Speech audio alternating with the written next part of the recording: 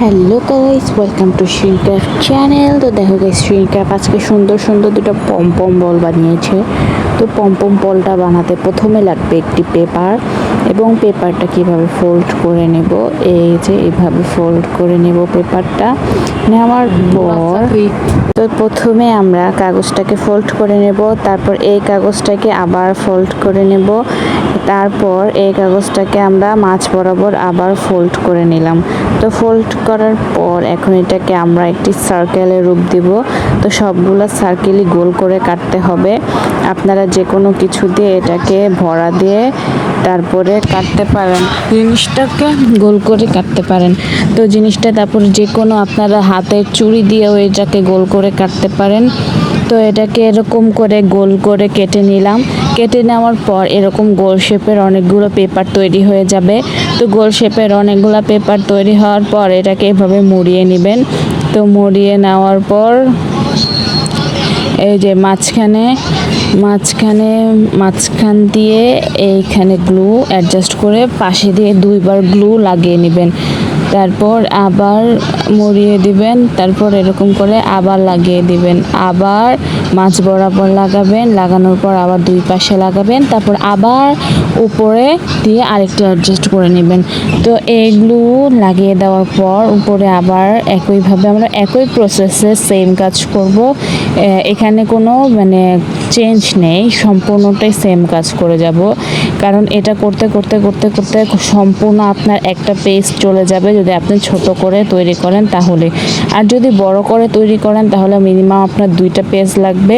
আর যদি আপনি আরও বড় করে তৈরি করেন তাহলে মিনিমাম 10টার মতো পেজ লাগতে পারে, 10টার মতো পেজ লাগতে পারে এরকম। কারণ বড়গুলা দেখতে বেশ সুন্দর লাগে আর ছোটোগুলা দেখতে অতটা সুন্দর লাগে না। তো দেখো গাইস, বড়গুলা কি সুন্দর হয়েছে। তো গাইস দেখো, এরকম করে তারপর এরকম করে মুড়িয়ে নিই, তারপরে একইভাবে কাজটা করে নিব। করে নেওয়ার পর এটাকে অনেক সুন্দর হয়ে গেল জিনিসটা। এরকম প্রত্যেকটাতেই করে নিব। প্রত্যেকটাতেই করে নেওয়ার পর এভাবে দুই দিকে গ্লু লাগিয়ে এটাকে অ্যাডজাস্ট করে নেব। প্রথমেই কিন্তু আমি দেখিয়েছি, প্রথমে মাঝখানে দিতে হবে গ্লু, তারপরে দুই পাশে দিয়ে অ্যাডজাস্ট করে নিতে হবে। তো দেখো গাইস, আমি প্রথমে মাঝ বরাবর দিয়েছি, তারপরে দুই পাশে গ্লু অ্যাডজাস্ট করে দিচ্ছি। আপনি যদি আমার ইউটিউব চ্যানেলে নতুন হয়ে থাকেন তাহলে কিন্তু অবশ্যই আমার ইউটিউব চ্যানেলটা সাবস্ক্রাইব করে দিবেন। আপনি যদি আমার ফেসবুক বা ইনস্টাগ্রাম থেকে ভিডিও দেখে থাকেন তাহলে অবশ্যই কিন্তু আপনারা আমার পেজটাকে ফলো করে দিবেন। আর যদি কোনো ত্রুটি বিচ্যুতি থাকে বা আমার ভিডিও বানানো আপনাদের কাছে ভালো না লাগলে অবশ্যই জানাবেন। আমি নতুন করে ভিডিও মেক করব যেন আপনাদেরকে ভালো করে দেখাতে পারি। তো দেখো গাইস, কি সুন্দর করে আমি ভিডিওটা মেক করেছি। এই যে পম বল তৈরি হয়ে গেল। এরপর আমি তৈরি করে নেব একটা বেগুনি কালারের পম বল। দেখো গাইস, আপনাদেরকে দুইভাবেই পম বল বানানো শিখাচ্ছি, কিন্তু প্রসেসটা কিন্তু সেম,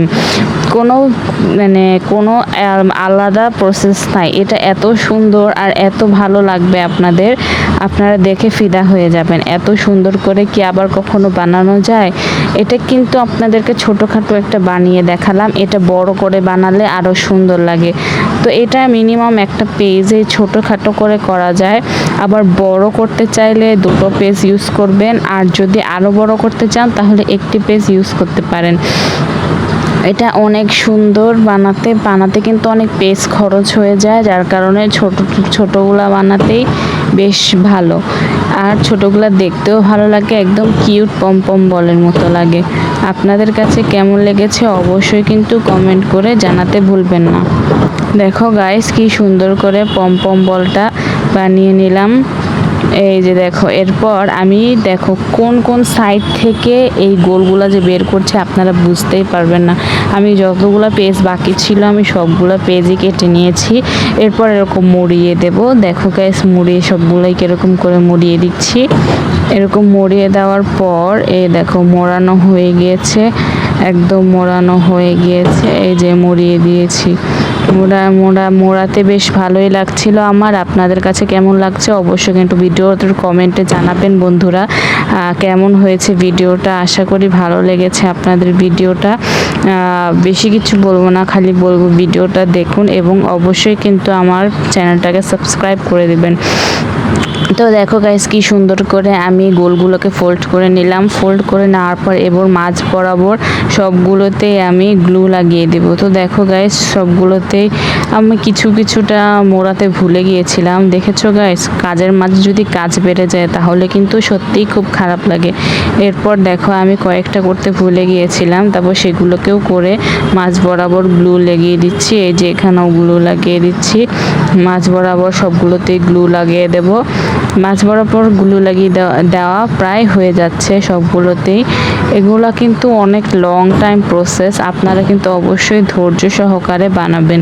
তো তারপরে দেখুন উপরে দুই সাইডে আমি এটাকে গ্লু লাগিয়ে নিয়েছি।